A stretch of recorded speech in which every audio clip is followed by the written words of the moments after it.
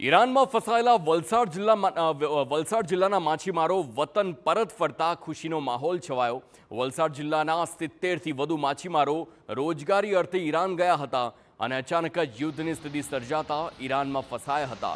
યુદ્ધના માહોલમાં માછીમારોના પરિવારજનોની રજૂઆત બાદ વલસાડના સાંસદ ધવલ પટેલ અને સ્થાનિક અગ્રણીઓએ રાજ્ય અને કેન્દ્ર સરકારને રજૂઆત કરી હતી। ત્યારે આજે માછીમારો હેમખેમ ઘરે પરત ફરતા સાંસદ ધવલ પટેલ અને કલેક્ટર ભવ્ય વર્મા સહિત વહીવટીતંત્રની ટીમ માછીમારોનું સ્વાગત કર્યું।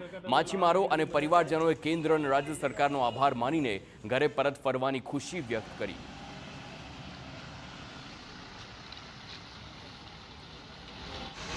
અને અમને હેમખેમ ઘરે લાવ્યા એ બદલ અમારો ખૂબ ખૂબ બધા અમારા માછીભાઈઓ તેમજ અમારા માછીભાઈઓના પરિવાર તરફથી સૌને અમારા અહીંયા અમારું સ્વાગત કર્યું એ બદલ અમારા માછી સમાજના સભ્યો બધા અહીં ભેગા મળેલા અહીંયા વલસાડના આપણા બધા સભ્યો મંત્રીઓ બધાને અમારો ખૂબ ખૂબ આભાર।